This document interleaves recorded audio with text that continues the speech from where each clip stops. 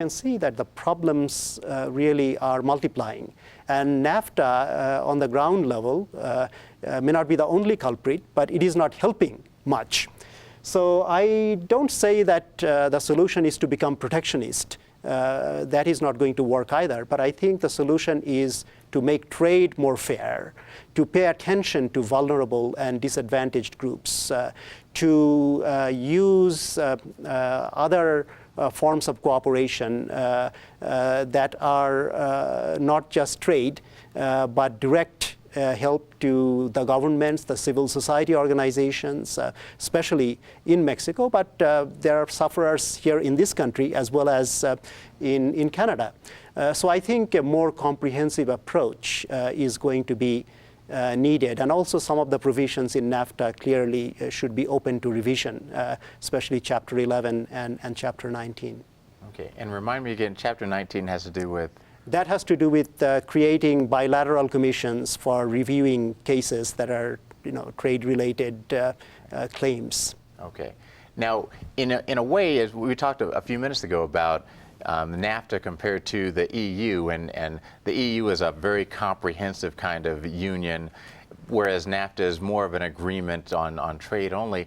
But some of the problems that we're seeing, and particularly in Mexico, seem to be a consequence of NAFTA trying to be so narrow in its scope that it almost forces, well, if you're going to create this difficulty, say, for Mexican farmers, then there has to be a loosening of a border so that some of these people can migrate to where they can find jobs, which is what the EU has done, to say, okay, we're going to unify these countries, unify these economies, the monetary systems. Now you're free to move to wherever the jobs are, wherever the opportunities are.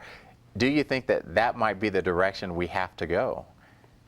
Well, if you follow the logic of classical economics, clearly free movement of both capital and labor actually are assumptions of that model. Now, what the economists said with respect to these restrictions, especially of movement of labor, was that free trade actually could be a substitute for movement of labor.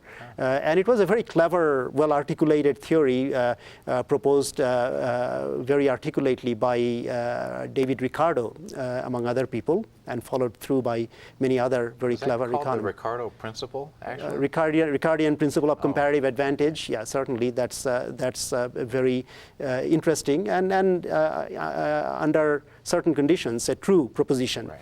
But the problem with our world is that it's uneven. The playing field is not level. Different countries grow at different rates. Mexico is a lot poorer than the United States.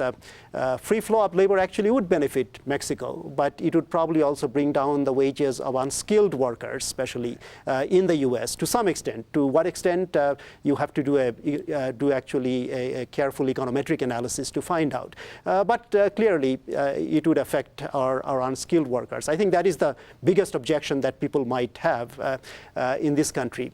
On the other hand, what we have today is really an imperfect and more dangerous and dishonorable version of the free movement of labor.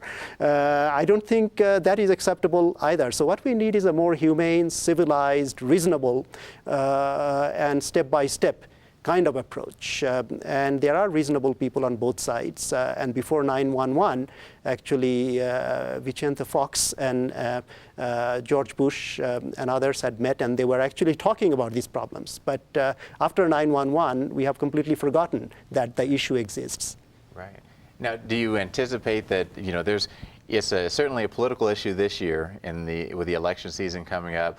The House is talking about immigration. The Senate is talking about immigration. The President is pushing a guest worker program. There's demonstrators all over the countries who are gathering together. It seems like the momentum is building for something to change in terms of this particular part of the immigration debate. And do you think here I go asking you to predict the future again, but do you think that we're going to see some kind of substantive change here in the near future? Well, the people in the know in Washington tell me that probably, legislatively speaking, not much is going to happen, although one hopes for constructive dialogue at least. So my hope really is that this will create more constructive thinking and dialogue. People who think very narrowly about immigration issues I hope will be motivated to think more broadly and deeply about these. And people who are proposing some of the more constructive solutions on the table will be given a better hearing than they have been so far. Because there is, as you know, this kind of nativist streak in American politics, and all logic seems to stop. We are not the only nation which is guilty of this. Other nations also have similar streaks, but it's part of American history as much as also is our tolerance and our good sense. So I hope the latter will prevail. Professor Haider Khan, it is always good to have you. Appreciate you joining us tonight. Thank all of you for joining us, and hope you'll join us again next week when we'll be discussing the growing crisis over Iran's nuclear weapons program. Until then, have a good night.